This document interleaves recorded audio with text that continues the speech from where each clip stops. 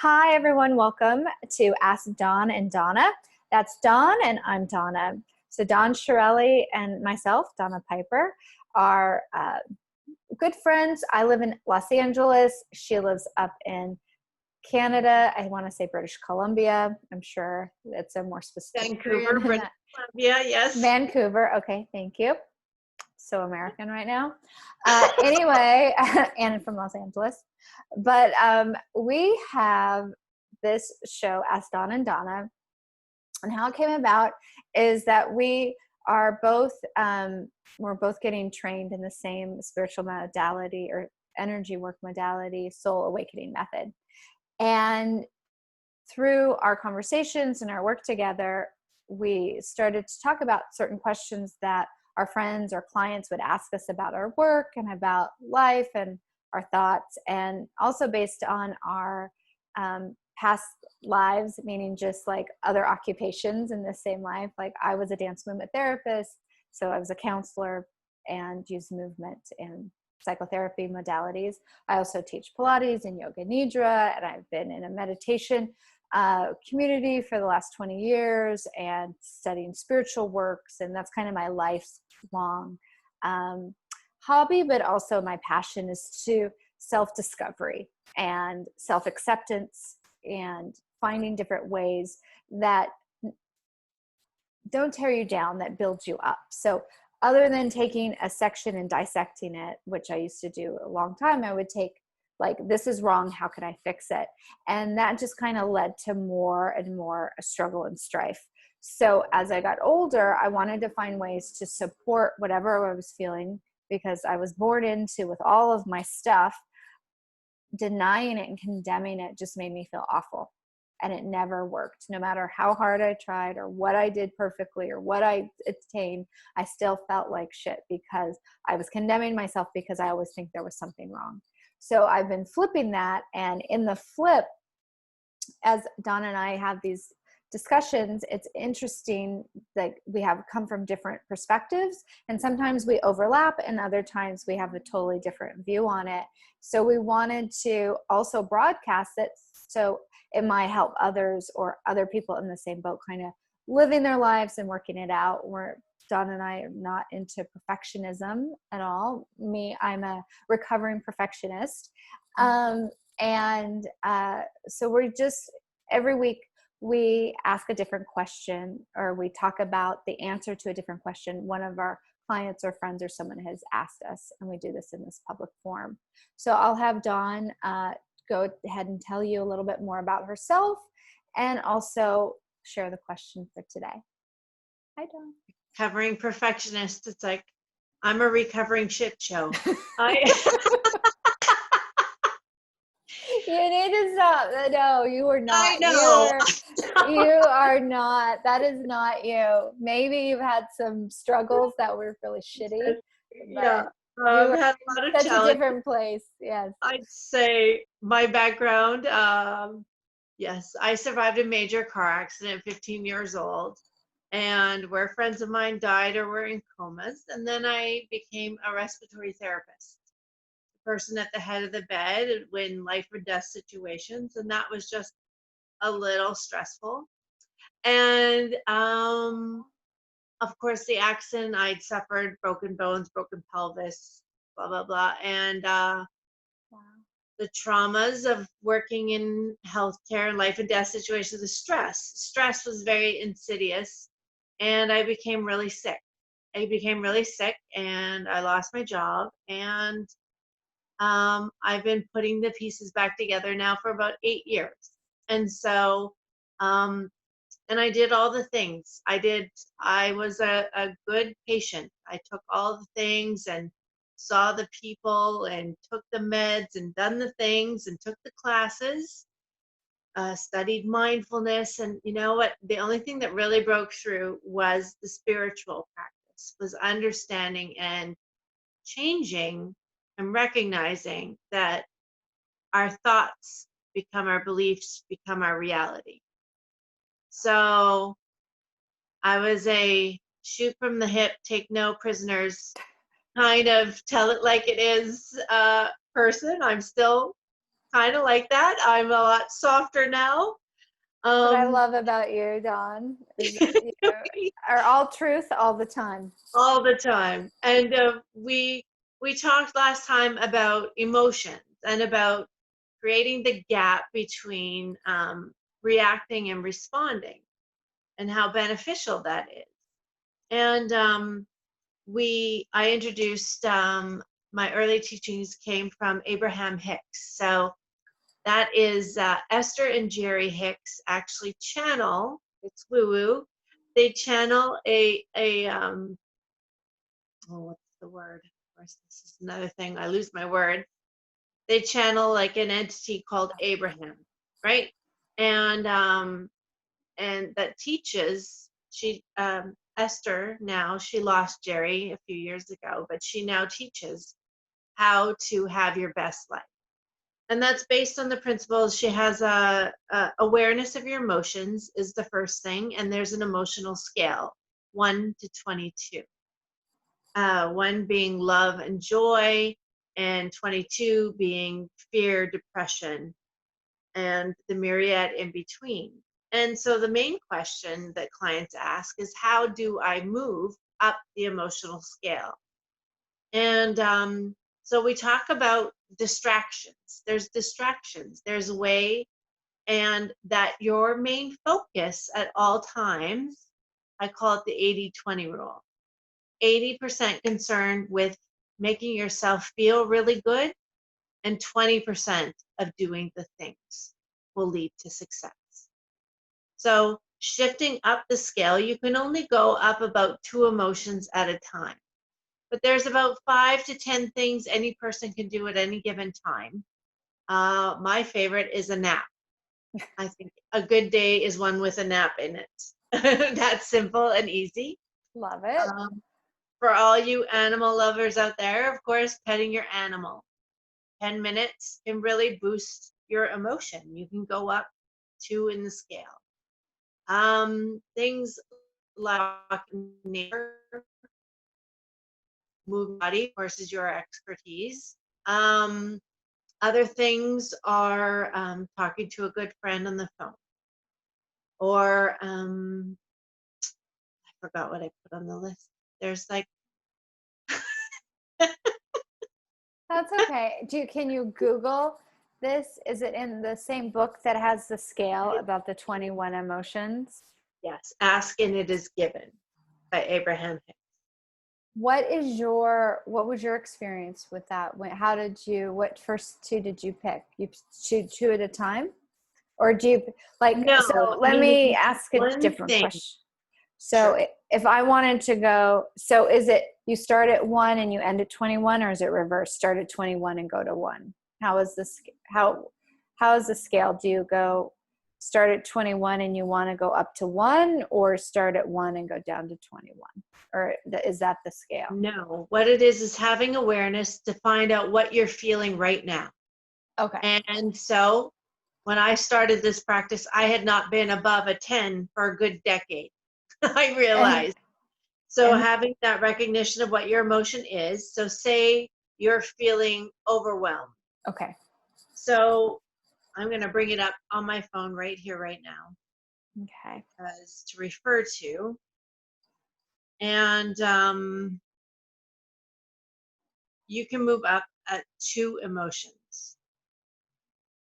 Sorry, I should have prepared this. You did. We're just talking about it. I'm more I do want to hear what Esther Hicks says, but I was also thinking, just Dawn, what do you remember the first 2 that 10 you wanted? Does that mean that from So 1 to 10 you were stuck, and then from 10 to 21 is where you were trying to raise your vibration? No. So it means for every number, you can, if you want to improve your mood, if you're at 10, 10 is frustration, irritation, impatience. Got it. Most you can move up is to number 8, which is boredom. Oh. So while none of these sound amazingly appealing, boredom is still higher on the emotional scale. So I had a dark depressive period for about 2 years after I lost my job. Um, and literally hadn't been above 10 for quite some time. I don't think I ever knew what joy was. And so it is those small steps, even in the depth of darkness. If you are always at 22, fear, grief, depression, despair, powerlessness, how to even move up to jealousy is to do the distractions. And those are like talking with a friend, watching a comedy, having a nap, petting an animal, exercise, meditation, um, painting. So, Anything creative takes you out of your head and into your heart. Um, Writing, journaling, all these things. So if you're in an emotion, right, recommendation number one is to know what you are feeling, to check the scale at the 1 to 22. And that's step one, knowing how you actually feel. We recommend doing that 4 times per day.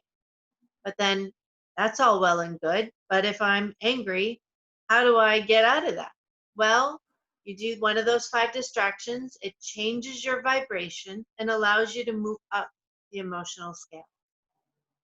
And with that practice, the development of the practice of moving up, your emotions actually change. Your baseline changes.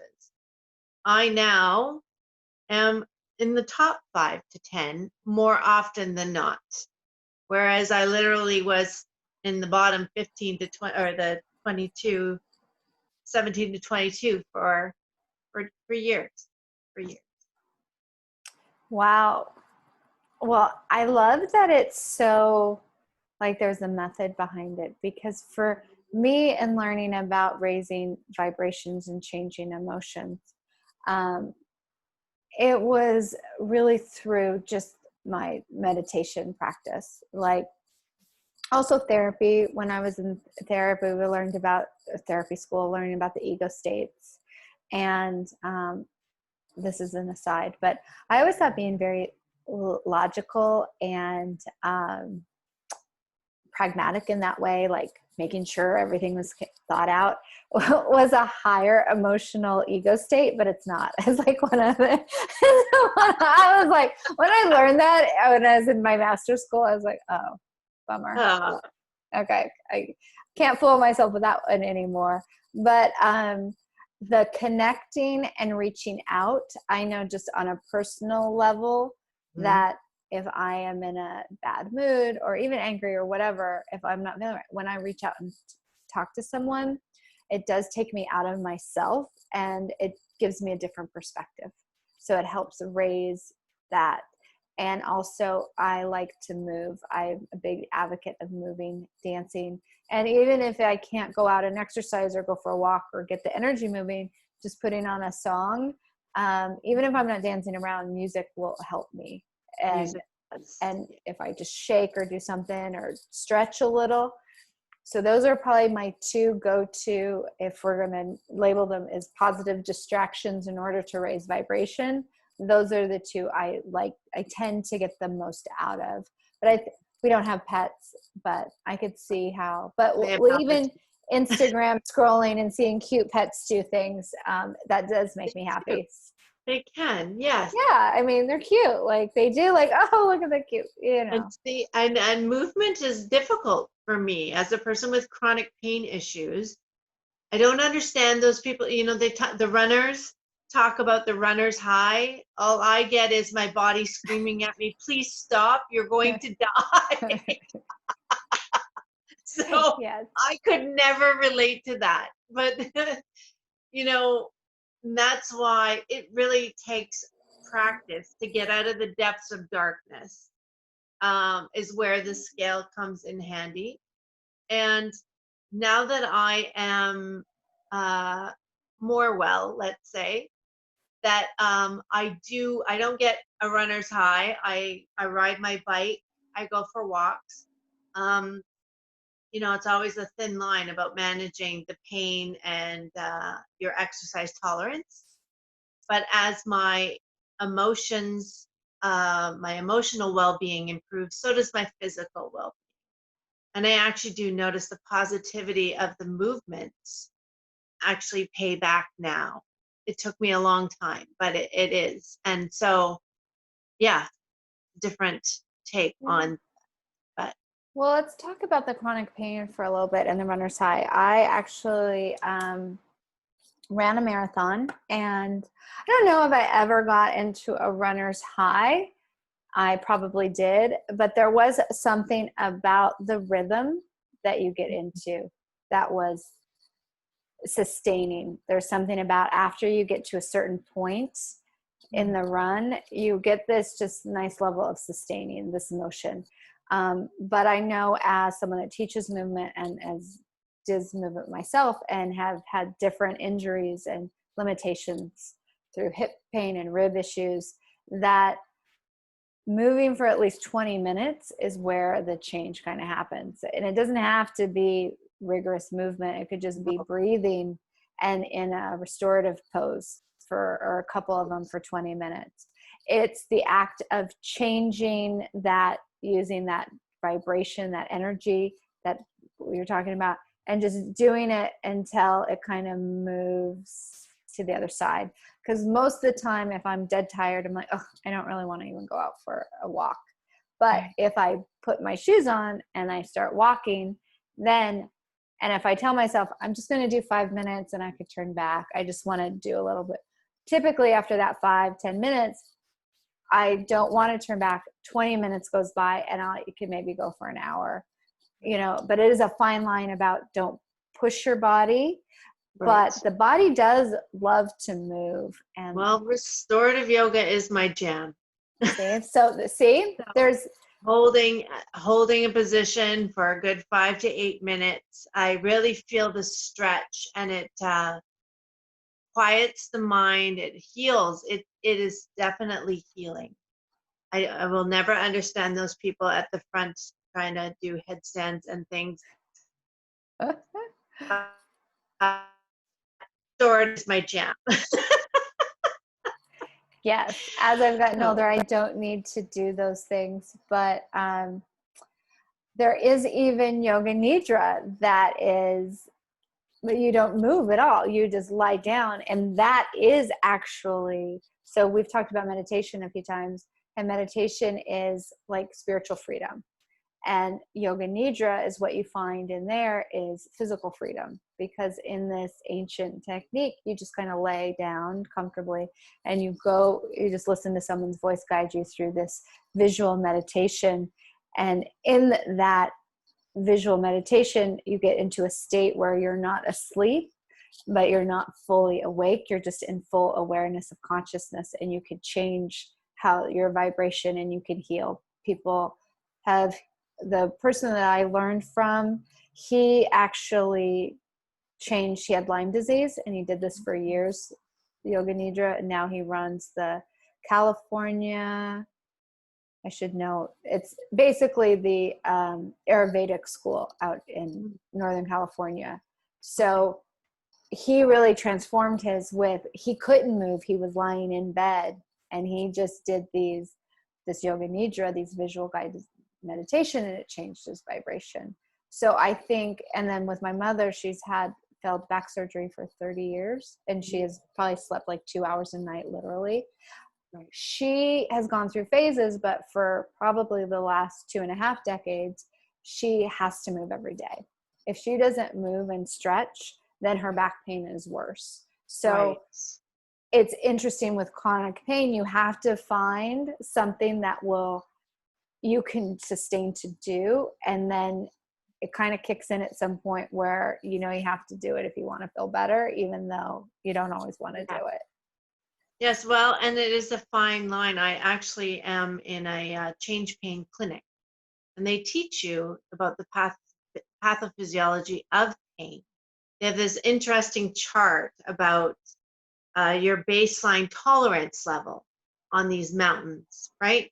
And that if you exceed this is where your pain point is for a normal person.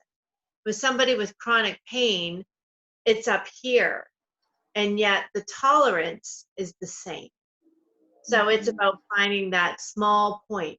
So it's like the yoga nidra is actually your resting and restoring your central nervous system.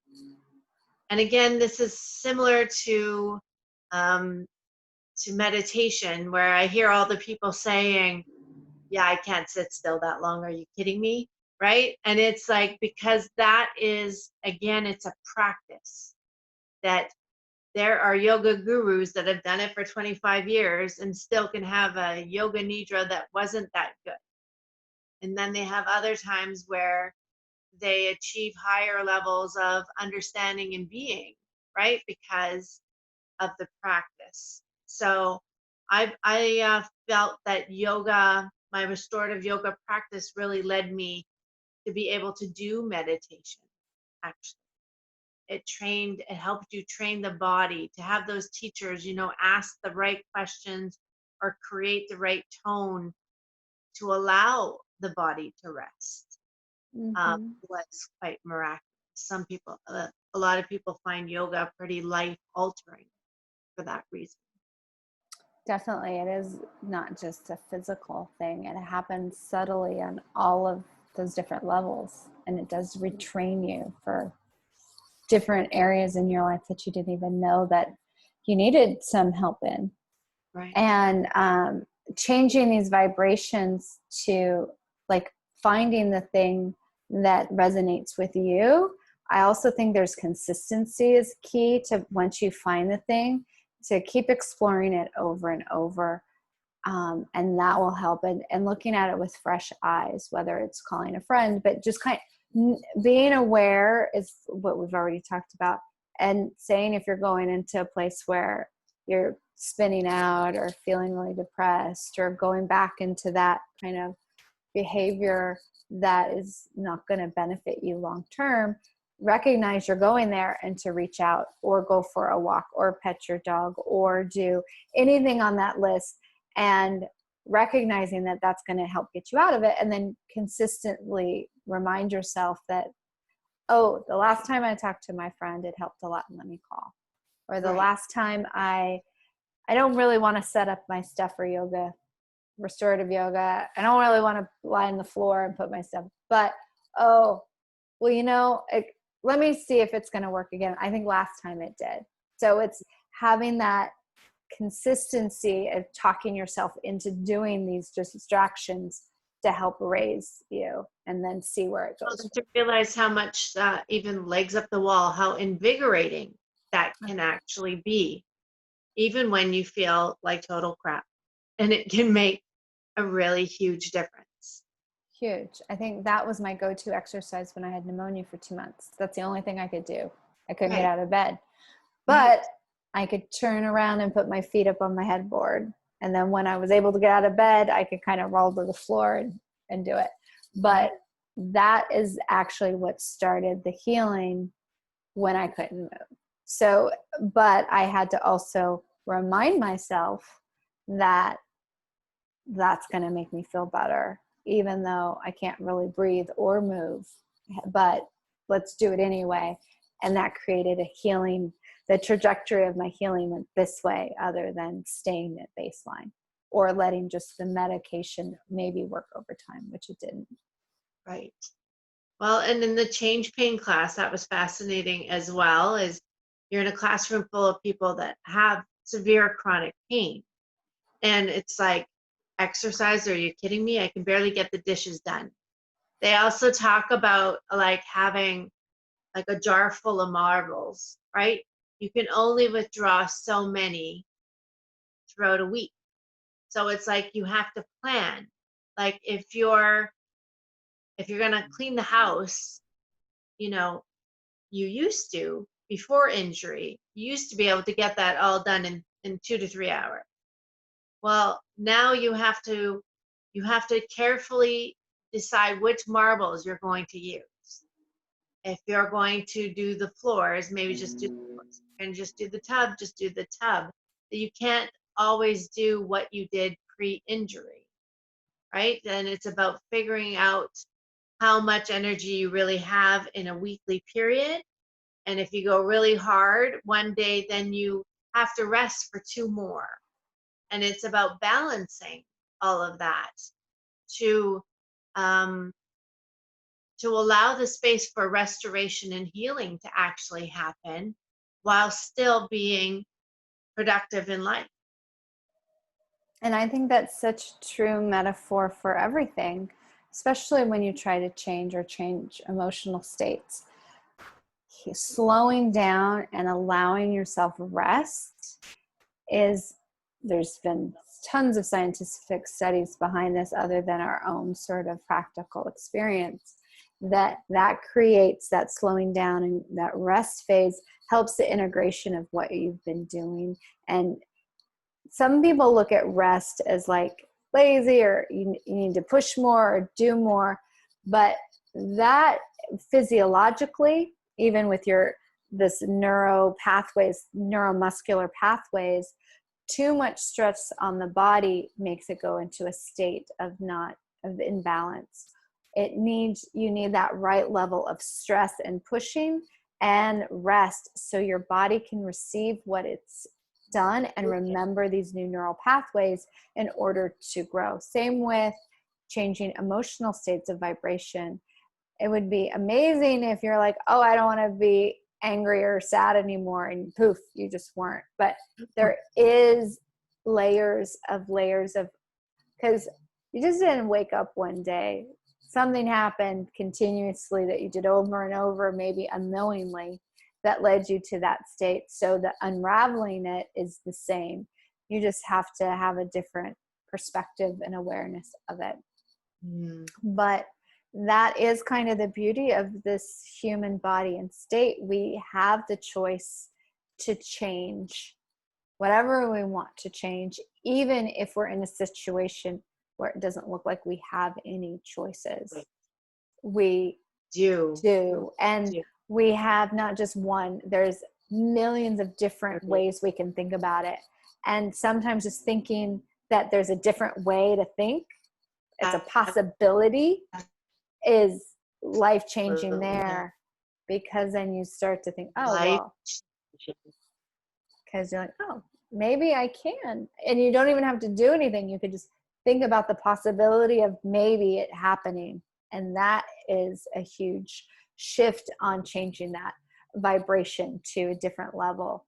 So you are more in the state of where you want to be. And we all want to, I mean, I know for me, even when I'm doing bad behaviors where I'm angry or really pissed off and I feel so self-righteous, even though that feels good, like, oh yeah, I was right, that also at the same time does not feel good, because that's not ultimately the human I want to be. That's not ultimately how I want to interact. And even though I love being right, I also don't want other people to feel bad that they were wrong. So it's a fine balance that my own little struggle I put myself in, and to raise myself out of that vibration where it doesn't have to be my way or the other way. Doesn't, because I'm really into justice. Things need to be just. They need to be the right. Justice needs to be served, and it's taken me years to kind of shift that, but it's still the same level, because I don't really want to hurt people when I'm right. But it's kind of this overwhelming thing, like, listen, I can help you. But that takes away their free will, and me putting upon them, hey, maybe that's not their story, man. Like, it's my story. Maybe they don't want they're not ready. They want to find their own way. And I'm like, but no, if you just do this, you'd be happy. And that is not how the world works. To meet people exactly where they are. And yeah, the back against the wall thing, it really reminds me, I just watched a video of this guy that was wrongly jailed for 37 years and sang on the stage for Sofia Vergara. What's that show? And Heidi Klum and I don't know. Anyways, one of those American Star something or other. And yeah, and he was released after 37 years. So imagine being in that situation and dealing with all of that. And even in that, you have a choice. You have a choice. And here he was on a grand stage, and he could really sing. And so, yeah, even when it feels like there are no possibilities, even in the world of chronic illness and chronic pain, you know, because we can understand the physiology that one nerve fires 1,000 times to one than what is normal.